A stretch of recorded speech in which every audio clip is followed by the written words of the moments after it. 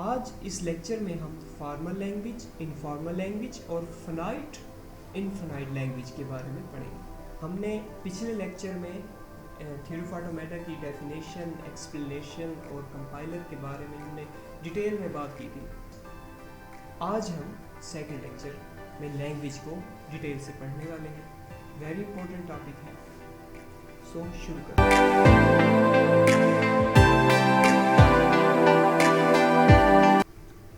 बिस्मिल्लाहिर्रहमानिर्रहीम। आप मेरा यूट्यूब चैनल देख रहे हैं, मैं हूं मोहम्मद फ़ारूक कामरा।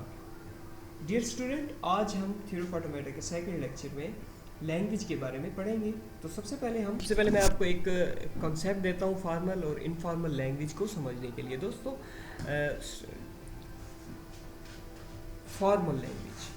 फॉर्मल और इनफॉर्मल लैंग्वेज क्या है, इन दोनों लैंग्वेज को समझने के लिए मैं आपको एक स्टोरी सुनाता हूँ।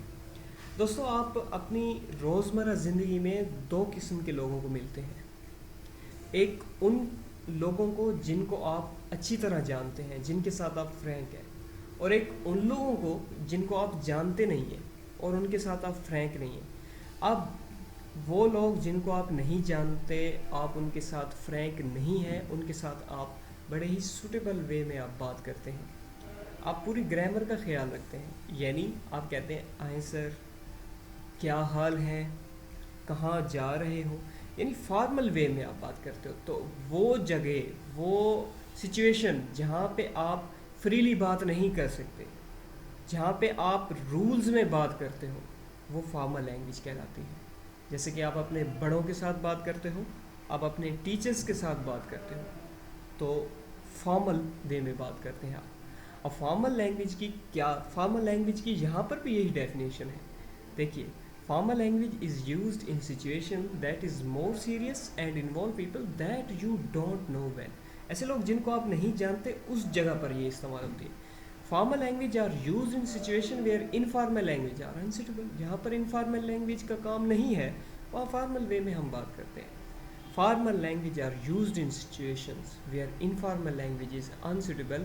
for example, to prove any theorem। जैसे आप किसी थ्योरम को प्रूव कर रहे होते हो, आप एग्जैक्ट वही वर्ड लिखते हो जो कि ऑथर ने लिखे हैं, जो कि साइंटिस्ट ने बयान किए हैं। जैसे आप कोई आयत लिखते हो या उसका तर्जमा लिखते हो, तो आप एग्जैक्टली वही वर्ड लिखते हो तर्जमे में। अब क्या है कि इसमें आप वो रूल स्ट्रिक्टली फॉलो कर रहे होते हो लैंग्वेज के, जो उन्होंने बताया। जैसे कि आप कंपाइलर में प्रोग्राम लिखते हैं, उसमें हम एक एक चीज़ का जो कंपाइलर को चाहिए, जो लैंग्वेज की नीड है, हम उसी तरह लिखते हैं ताकि हमारा कोई एरर ना आए। जैसे कि आप सेंटेंस लिखते हो ग्रामेटिकली, तो उसमें कोई गलती ना हो, जिस टेंस का है उसी टेंस में आप लिखें, तो ये फॉर्मल लैंग्वेज है। तो आप जितने भी प्रोग्राम लिखते हो वो फॉर्मल लैंग्वेज में होती है। आई होप कि आपको समझ आ गई होगी।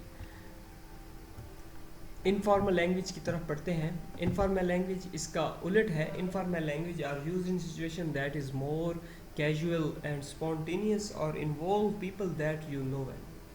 जैसे कि आप अपने दोस्तों को मिलते हो और उसमें आप ग्रामर का बिल्कुल ख्याल नहीं रखते। अगर बाज़ार जाना हो, फॉर्मल वे में अगर आप किसी को कहेंगे तो कहेंगे, आए बाज़ार चलें। और अगर आप किसी दोस्त को कह रहे हो, चल बाज़ार चल, यानी ग्रामर का आप यहाँ पे ख्याल नहीं रख रहे, क्योंकि आप फ्री हैं वहाँ पे। Informal language don't follow the rule को फॉलो नहीं करती है। और जैसे कि आप कम्युनिकेशन करते हो अपने दोस्तों के दरमियान, ये इनफॉर्मल लैंग्वेज में आता है। अब फॉर्मल और इनफॉर्मल लैंग्वेज का आपको फ़र्क पता चल गया होगा, आई होप। और सेकेंडली, जो हमारी जितनी भी जावा हो गई, जितनी भी लैंग्वेज है, वो फॉर्मल है, इनफॉर्मल नहीं है। क्योंकि इनफॉर्मल में रूल्स नहीं है, और रूल्स का काम, रूल्स और कंप्यूटर ये डायरेक्टली प्रोपोर्शनल। रूल सही तो आपके प्रोग्राम सही, रूल गलत आपका प्रोग्राम गलत। अब आते हैं कि लैंग्वेज क्या है। लैंग्वेज की डेफिनेशन जो कि कंप्यूटर साइंस में है, पहले डेफिनेशन पढ़ लेते हैं। Language is not embedding. कोई भी लैंग्वेज है, उसमें कोई ना कोई अल्फ़ाबेट, अगर इंग्लिश है तो अल्फ़ाबेट होंगे, नंबर्स। आपके पास मैथमेटिक्स है, जिस तरह उसमें नंबर्स हैं। आपके पास उर्दू है तो हरूफ तहजी है। इस तरह वो एम्प्टी नहीं है, उसके कोई ना कोई मेंबर्स होंगे। अब language is not empty finite और infinite set of string define over finite set of symbols और लेटर। फाइनाइट और infinite set of strings define. अब लैंग्वेज एम्पटी नहीं है, जैसे हमारी इंग्लिश है, इसमें अल्फ़ाबेट्स हैं, कितने हैं 26, ये फिनाइट है, ए से लेके जेड तक है और कोई अल्फ़ाबेट नहीं है, यही है। इसी को हम आगे पीछे करके वर्ड बनाते हैं। वो वर्ड कितने बन सकते हैं, या तो फिनाइट बन सकते हैं यानी महदूद होंगे, या फिर इनफिनाइट। तो किसी भी लैंग्वेज में आप इनफिनाइट लेटर्स बना सकते हैं। जैसे कि आपके पास वही एग्जांपल कि आपके पास इंग्लिश है, इसमें अल्फ़ाबेट्स हैं ए टू लेके जी तक, इसमें आप डिफरेंट किस्म के वर्ड बना सकते हैं, डिक्शनरी बड़ी बड़ी, उसके अलावा भी वर्ड्स हैं, तो ये इनफिनाइट वर्ड्स में आ जाता है। फाइनाइट और infinite set of strings define over finite set of symbol, यानी सिंबल्स जो हमारे पास जितने भी अल्फ़ाबेट हैं वो क्या होंगे, फाइनाइट होंगे, लेकिन हमारे पास जो स्ट्रिंग्स प्रोड्यूस होंगी, जो वर्ड प्रोड्यूस होगा, वो इनफिनाइट होगा। लैंग्वेज को एल से डिनोट करते हैं। फाइनाइट लैंग्वेज क्या है, नाम से ही ज़ाहिर है, ऐसी लैंग्वेज जिसकी स्ट्रिंग्स लिमिटेड हो। Finite is equal to limited, infinite is equal to unlimited, finite is equal to limited, mean a language L is said to be finite if it contain finite number of strings। वो language हम finite कहेंगे अगर उसकी strings जो बन रही है वो क्या है, finite है। कैसे, मतलब हम कोई ना कोई कंडीशन अपोज करेंगे। For example a language L define over 0 1, एक लैंग्वेज है उसमें हमारे पास सिंबल्स क्या हैं, 0 और 1, इन विच अब कंडीशन उसने लगाई है कि आप स्ट्रिंग प्रोड्यूस करो जिसकी लेंथ 2 हो, लेंथ क्या हो 2, तो ये 4 पॉसिबल स्ट्रिंग्स बन सकते हैं, इसके अलावा कोई 5वां नहीं बन सकता। क्यों, क्योंकि उसने कंडीशन इम्पोज की है कि स्ट्रिंग की लेंथ 2 हो, तो यहाँ पर 0 0 1 0 0 1 1 1, इसके अलावा कोई स्ट्रिंग नहीं बन सकती, इससे यही पेयर बन सकते हैं। लेंथ 2 हो तो ये फिनाइट है। अब ये क्या हम ये फिनाइट लैंग्वेज कहलाएगी, क्यों, क्योंकि इससे स्ट्रिंग्स जो है लिमिटेड बन रहे हैं।